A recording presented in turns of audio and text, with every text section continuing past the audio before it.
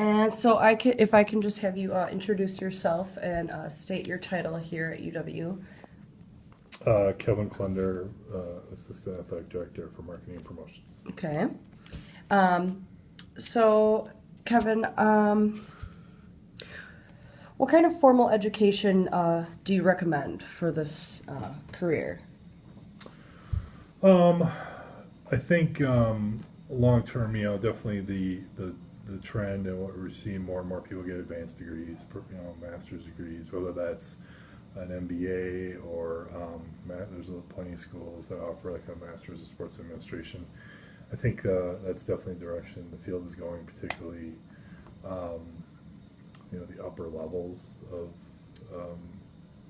athletic administration. It seems to be there's more and more people who are getting those degrees and pursuing those degrees. Okay.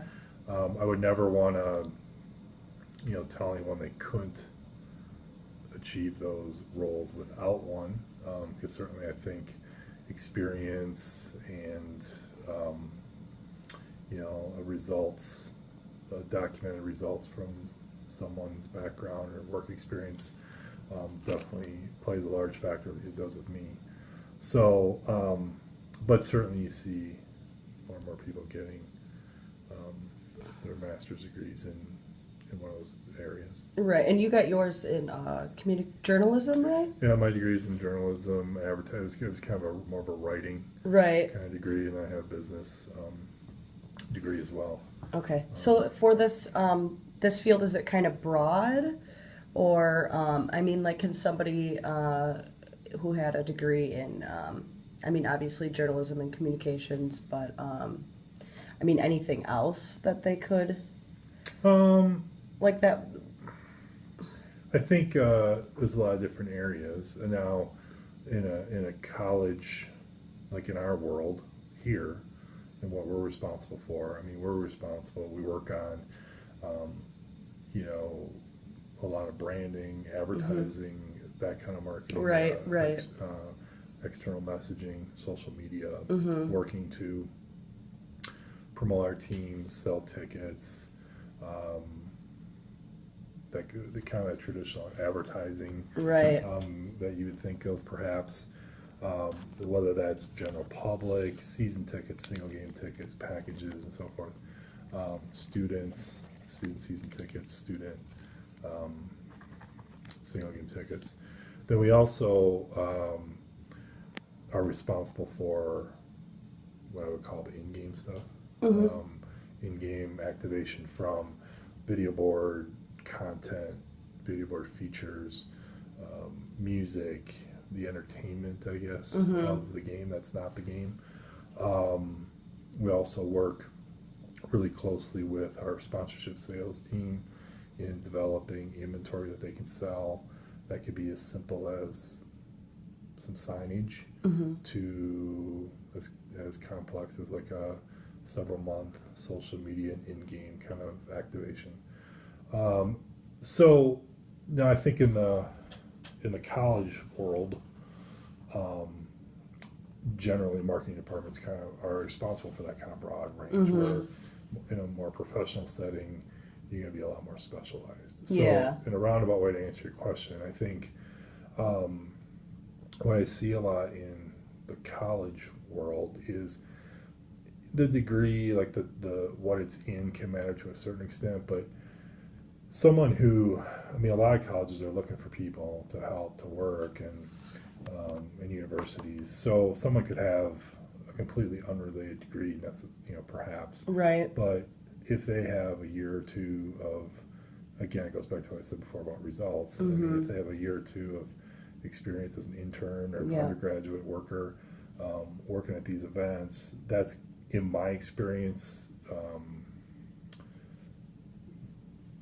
as valuable as anything. So again, a business degree or something may help to a certain extent, but in my experience, people look at what you've done as much as anything. Okay. So it's not a deal breaker.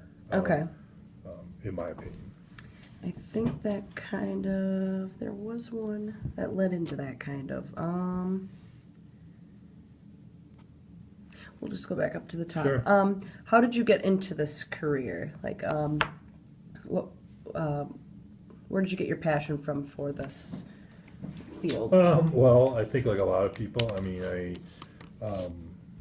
you know, sports have been a big part of my life, and you know, a lot of people tell you that, I suppose, and you know, I realized I wasn't gonna play as a Right. career.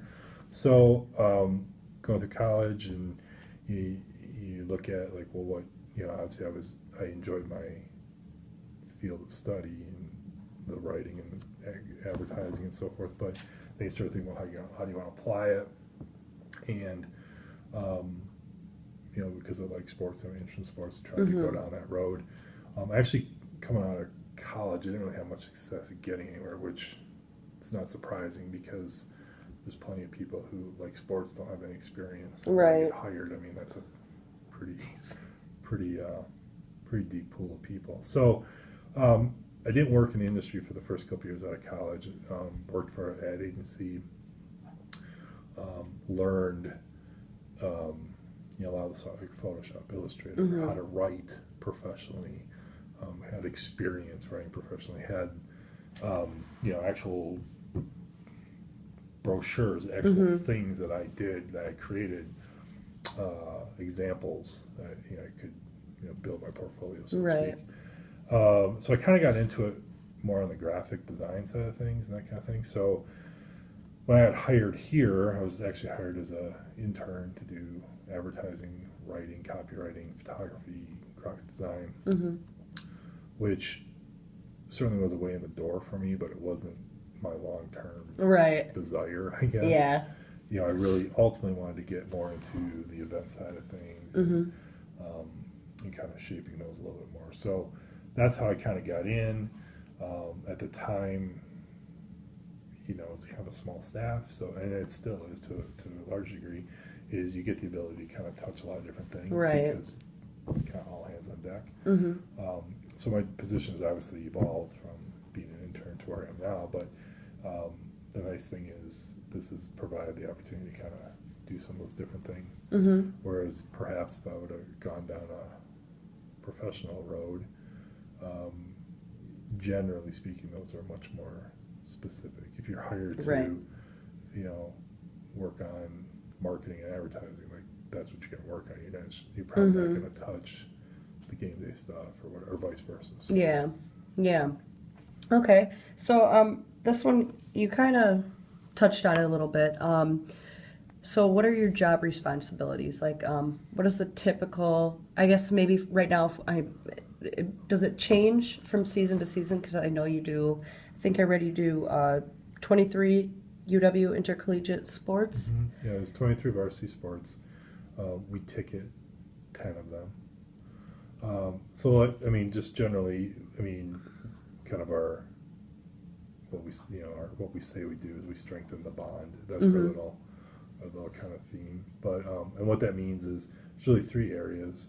One is you know, I mentioned kind of the season ticket, promoting and advertising, trying to sell tickets, and then the second area I mentioned is the game day elements, and that includes working with sponsorship, or sponsorship sales group, and that kind of thing. And the third area is our community relations. We kind of call Generation Next. We oversee our kids club. We do several like kids events, activities, trying to engage youth, get them to be Badger fans at a young age, that kind of thing. Those are generally the three areas that we work on. In terms of, you mentioned like how does it change in the seasons? You know, each sport in this, I mean, depending on when they fall. So. So maybe like a typical day for like a football during football Well, season. let's talk about football then. Just let's talk about that sport. Because It's do di- you like? Would you? I know that they do like set up autograph signings and Yeah. stuff like that with the So- players. Do you Yeah, handle so that? let's talk about football, like a year in football. So typically we'll start, let's say in like right after the first year, like late January, early February, we'll start to formulate our the basics of our marketing and ticket sales plan for the whole year. And so, because in mid-March, we're starting to renew and solicit new season ticket holders. That runs from mid-March to the end of April. So what we're doing in January, February, and early March is determining our plan, organizing our creative. That could be, we typically do like a web, like a ticketing microsite. Could have some video elements, photography, all the copywriting that goes with it. From the basic like nuts and bolts to how to buy tickets to more some of the why you should be excited about Wisconsin right. football, why you should care, why you should want to invest in season tickets. Yeah. So that'll run through the end of April.